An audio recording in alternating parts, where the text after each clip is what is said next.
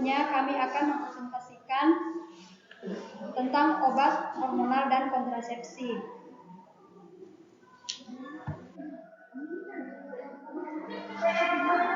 Pengertian kontrasepsi. Kontrasepsi berasal dari kata kontra, yang berarti mencegah atau melawan. Sedangkan konsepsi berarti pertemuan antara sel telur yang matang dan sel sperma yang menyebabkan kehamilan. Maksud dari kontrasepsi adalah untuk menghindari atau untuk mencegah terjadinya kehamilan sebagai akibat dari pertemuan antara sel telur yang matang dengan sel sperma. Kontrasepsi adalah suatu cara untuk menghindari atau untuk mencegah terjadinya kehamilan sebagai akibat dari pertemuan antara sel telur yang matang dengan sel sperma yang memiliki tiga tujuan, yaitu menunda, menjarankan, dan mengakhiri kesuburan.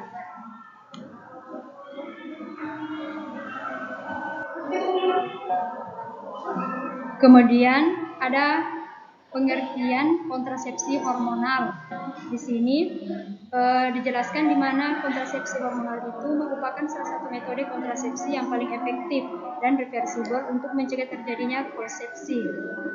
Kontrasepsi hormonal umumnya mengandung kombinasi progestin dan estrogen atau progesteron saja. Kontrasepsi hormonal merupakan kontrasepsi di mana estrogen dan progesteron memberikan umpan balik terhadap kelenjar hipofisis melalui hipotalamus, sehingga terjadi hambatan terhadap folikel dan proses ovulasi. Kemudian di sini ada klasifikasi kontrasepsi hormonal. Kontrasepsi hormonal dibagi menjadi dua. Yang pertama itu kontrasepsi oral, yaitu pil kontrasepsi. Kontrasepsi oral adalah kontrasepsi berupa pil dan diminum oleh wanita yang berisi estrogen dan progestin berkhasiat mencegah kehamilan bila diminum secara teratur. Kemudian yang kedua, kontrasepsi suntik atau suntikan KB. Kontrasepsi suntikan adalah obat pencegah kehamilan yang pemakaiannya dilakukan dengan jalan penyuntikan obat tersebut pada ibu yang subur. Adapun mekanisme kerja kontrasepsi suntik yaitu secara primer kadar follicle stimulating hormon atau disebut dengan FSH dan kadar luteinizing hormon atau LH menurun sehingga tidak terjadi peningkatan LH. Selanjutnya, klasifikasi kontrasepsi hormonal. Jenis kontrasepsi yang beredar di Indonesia. Yang pertama, DMPA atau depo-menstrosi progesteron asetat mengandung 150 mg DMPA yang diberikan setiap 3 bulan dengan cara disuntik intramuskular. Yang kedua, depo-noretisteron enantat atau depo-noriterat yang mengandung 200 mg noretisteron enantat diberikan setiap 2 bulan dengan cara disuntik intramuskular. Yang ketiga, Ciclopam yang mengandung 25 mg depo-mecroxid asetat dan 5 mg estradiol sipionat yang diberikan injeksi intramuskular sebulan sekali. Adapun interaksi obat hormonal dan kontrasepsi, jenis obat hormonal. Yang pertama, obat antitiroid. Obatnya propionate urasid. Obat ini mengurangi efek betametason. Berinteraksi dengan betametason, mekanisme interaksi propionate dapat meningkatkan laju penghapusan glukotioid.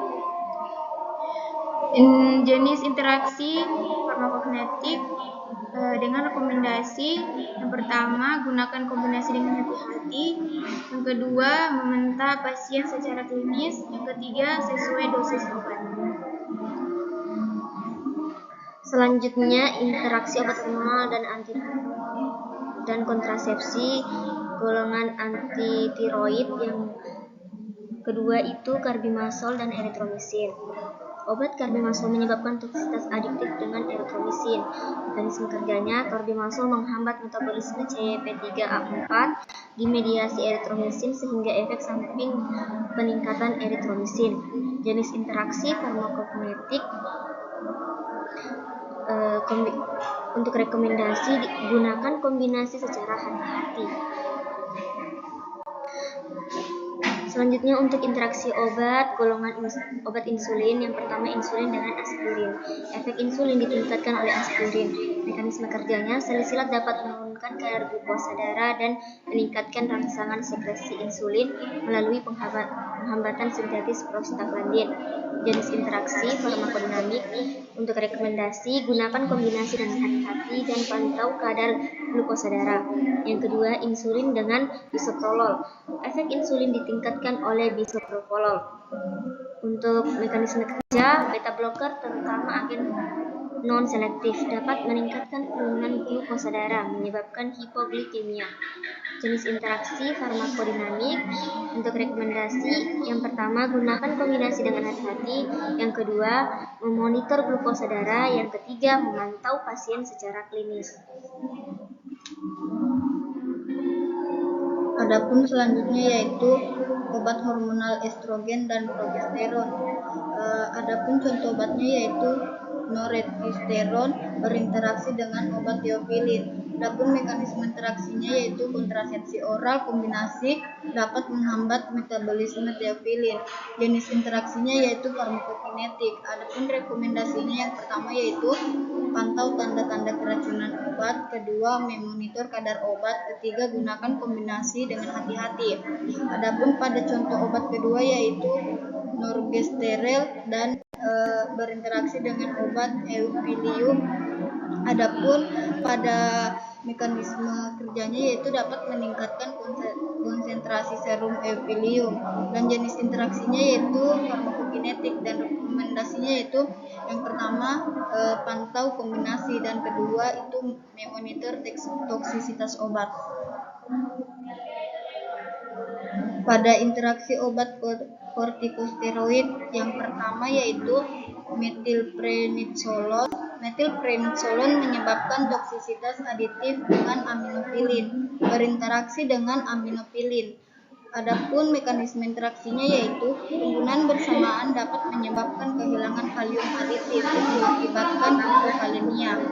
Jenis interaksinya yaitu farmakodinamik, dan rekomendasinya ada dua. Yang pertama yaitu gunakan kombinasi dengan hati-hati, dan kedua memantau kalium serum. Adapun contoh obat yang kedua yaitu betametason. Betametason mengurangi efek acarbose. Adapun pada obatnya itu berinteraksi dengan acarbose, dan mekanisme interaksinya yaitu meningkatkan gluconeogenesis, menurunkan penyerapan glukosa yang mengarah pada peningkatan konsentrasi glukosa darah. Adapun jenis interaksinya yaitu farmakokinetik, dan rekomendasinya juga terbagi menjadi dua. Yang pertama yaitu memantau kadar glukosa darah, dan kedua perlu dilakukan penyesuaian dosis. Sekian persentase dari hormon dan kontrasepsi. Semoga bermanfaat untuk kita semua. Sekian dan terima kasih. Wassalamualaikum warahmatullahi wabarakatuh.